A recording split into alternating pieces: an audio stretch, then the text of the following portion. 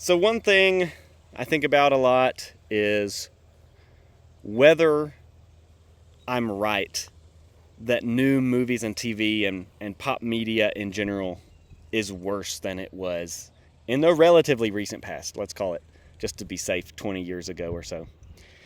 I think it has gotten worse. At least the big kind of, popular appeal stuff. When was the last time we had a big, great comedy movie come out? The last one I can think of that was truly funny, that had kind of mass appeal, made a lot of money, was something like The Hangover. I think it's hilarious.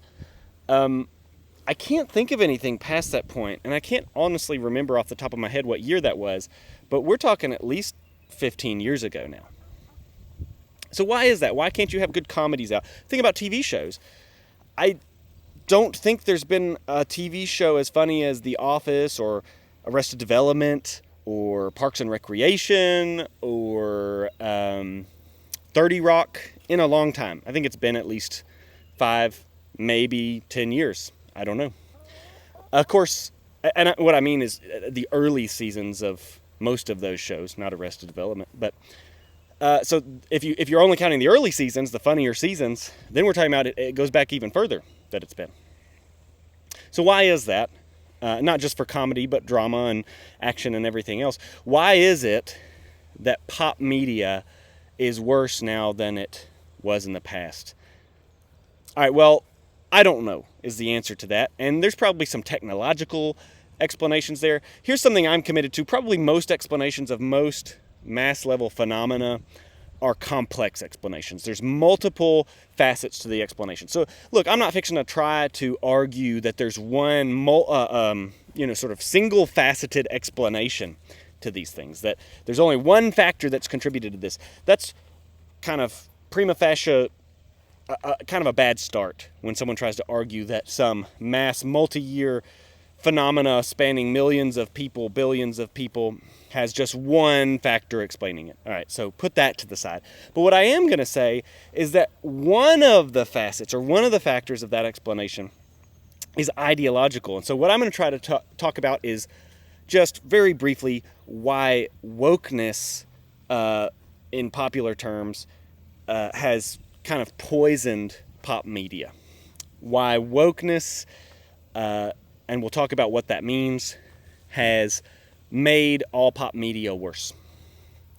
Okay, so what is art? Let's start with a small question, right? What makes something true art?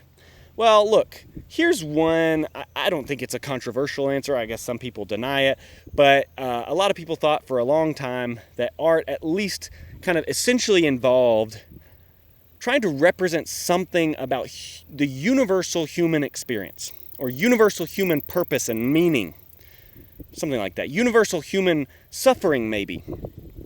I'll give you a few examples of things that would meet this definition. So let's think about some really obvious cases. Think about Shakespeare.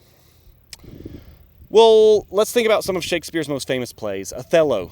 What is Othello about? What is the big theme in Othello? Well, look, I'm not fixing to try to tell you some detailed analysis, but it's about reputation. It's about honor. And this is about a person who's kind of eaten alive by honor, and their life is destroyed by their drive and ambition, not ambition, but their pursuit of honor and reputation. Othello repeats this all over and over again at different points in the play, talking about his reputation, and it drives him into a kind of insanity. Of course, Iago doesn't help. But, so there's some intentional stuff going on there too. But it's about the human drive to preserve one's honor and what the kind of proper extent and limitations of that are. Okay? That's everybody. And you can make a case across multiple cultures. This is not just, sort of English culture in, I'm not even going to try to pretend I know what year that was written in. This is sort of across human cultures. People care about what other people think about them. And Shakespeare is exploring sort of whether that's a good thing and to what extent it's a good thing. That's the theme, okay? It's universal, all right? It's plausibly. Think about another Shakespearean play. Think about Macbeth. again, there's not one big theme of Macbeth, but one of the big themes is ambition. You're watching this guy, a woman in one case, because we're talking about Lady Macbeth, be consumed by ambition, right? And again, it's kind of a commentary on this universal human drive to kind of further one's name, to make oneself. And in fact, the two themes are really closely related. At any rate, ambition is not something that's confined to whatever medieval Scottish culture, or late medieval, whenever Macbeth would have been set. It's something that's universal. People want to rise up in the world, and this is a commentary on whether that's a good thing, on what it can do to you, on what the human good is. I would argue, as a philosopher here, this is a claim, implicit in Macbeth is a claim that ambition cannot exhaust human meaning, right? Because if that's all your life is about, you're going to end up like Macbeth or Lady Macbeth, okay? All right, so let's turn several thousand years beforehand and talk about the book of Genesis. Genesis is, among other things, a work of literature, a great work of literature, very intentionally crafted in the way that it's written. And if you look at the first chapter of the book of Genesis, what are we getting? We're getting claims about universal human purpose. Now, we're getting other things too, like the nature of God, the nature of the world, the nature of other quasi-deities, okay? But we're also getting kind of core to Genesis 1, 2, and 3, I would argue, something about human purpose. God gives commands to humanity in Genesis, okay? What are those commands? Well, the first command God gives is go out, fill the earth, multiply, have dominion. I would create order in the earth. And what is happening in Genesis, again, I don't think this is a controversial take, is that we're being given a vision of the human good. What is it for humans to flourish? What is it for humans to live a good life? Well, it's to make other humans. It's to spread order in the way that God has started to spread order in the world. God created the garden, which some scholars have argued is just a localized place of order. It's almost like God left the ordering of the world unfinished for humans to share in it with him. And that's our purpose, to continue ordering the world. We're made in his image. We're supposed to do the same sorts of things that God did. Supposed to share in the ordering work of the world, of the sort of natural world, okay? And we're supposed to have dominion over it. We're supposed to sort of use the world for its purposes and for our purposes, but in stewardship to God. All right, so we won't delve into that any deeper. The point is, Genesis it's actually in conversation, arguably, with other ancient Near East texts. Some scholars have argued it's in conversation with ancient Babylonian myths. For example, the Enuma Elish, what we call the Enuma Elish. And that what the Israelites were doing, in fact, is trying to argue against these other views of the nature of humanity, the nature of the gods, and argue for their own view. And in doing that, they're not arguing that this is what the Israelites should do. Y'all do what you want. They're giving an implicit view of the nature of humanity and the nature of the meaning of human life in general. It's a universal claim. All right, one last example. Look at Tolstoy. Look at Tolstoy's short story. My favorite book, it's not a short story, it's a novella, I guess. The Death of Ivan Illich. It's a great book. I recommend anybody to read it, and it's a quick read. It's a story about a guy who it actually starts with his death. All right, so I'm not actually spoiling anything for you. That happens on page 1 of the book, and it's this just incredibly dramatic scene where it's his funeral, right? And all his friends and his closest acquaintances and friends and family are at this funeral, and what are they doing? They're actually secretly, at least internally, scheming about what this means for them, what this means for their careers. All right, and then you rewind the tape, and you've got Ivan Illich's life, and you see him kind of pursuing his own ends, selfishly, kind of navel-gazingly, and in the end, he ends up suffering an injury that kills him that is kind of this absurdly meaningless injury. He's up on a chair or something trying to hang a curtain and falls.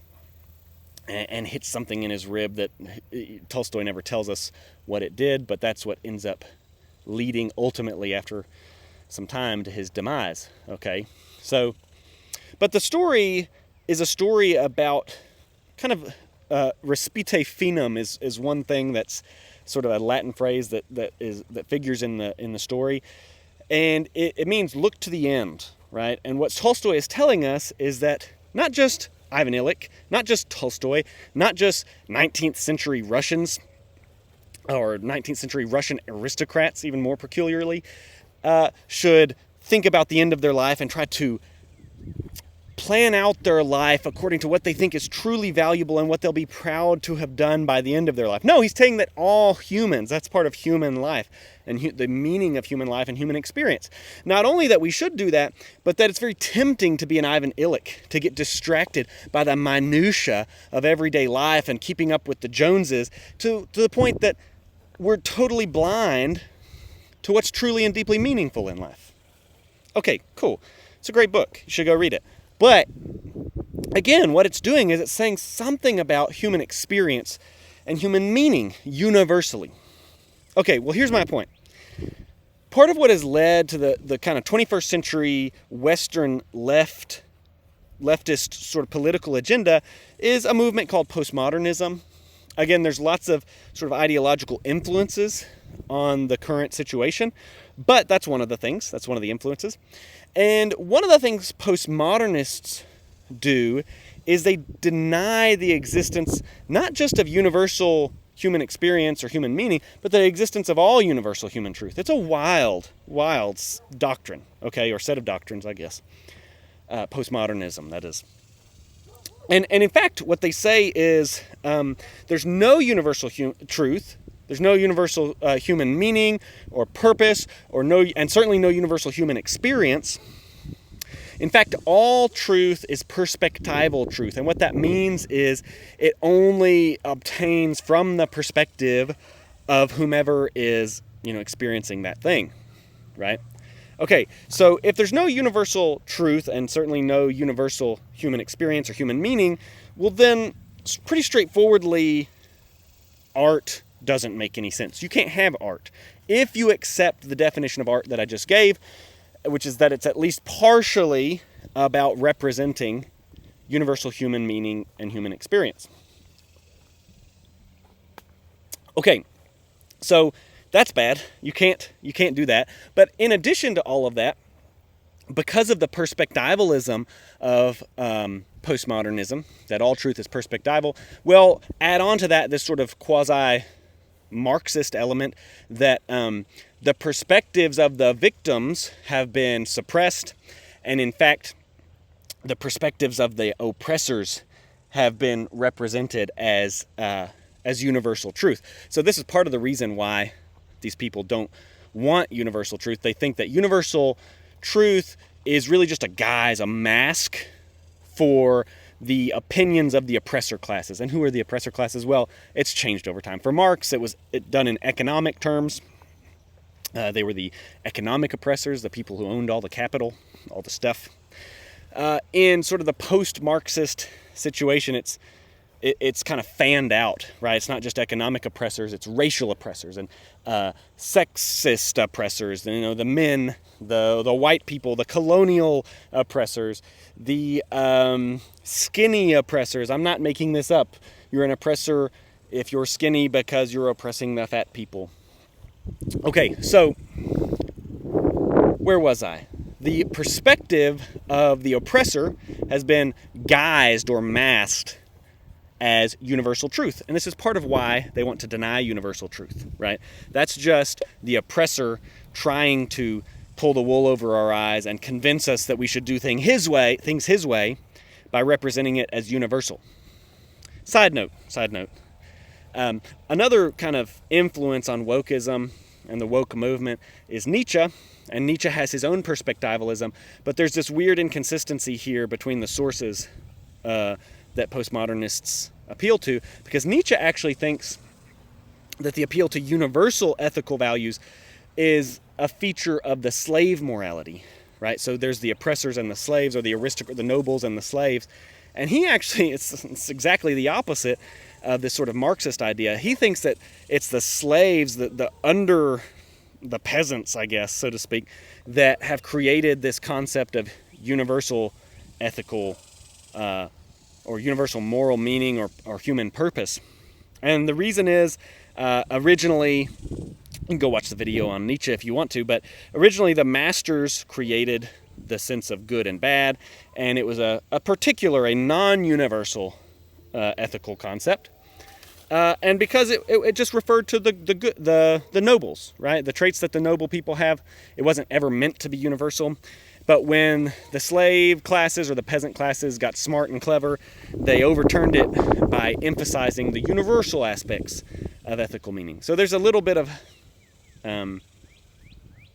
tension here in the sources for postmodernism. All right, in parentheses. Okay, so postmodernists want to deny the existence of universal truth, but even worse than that, all the things that we've typically thought of as universal human experience, universal human meaning, those are only portrayed that way because they are from the oppressor classes, because the oppressor classes have kind of masked over their own values and their own preferences and called them universal to try to colonialize the victims. Okay? And so not only can we not appeal to universal truth, but the particular universal truths that run throughout thousands of years of human literature can't be appealed to in their particularity. Things like the badness of ambition, the sort of consuming nature of a drive for honor, the need to look to the end, and all of these things, those particular values can't be appealed to at all, even in a particular sense, a non-universal sense, because those are the very things, by being called universal, by being endorsed by the oppressor classes, those are the very things that we don't want. We want to sort of prioritize the victim perspectives.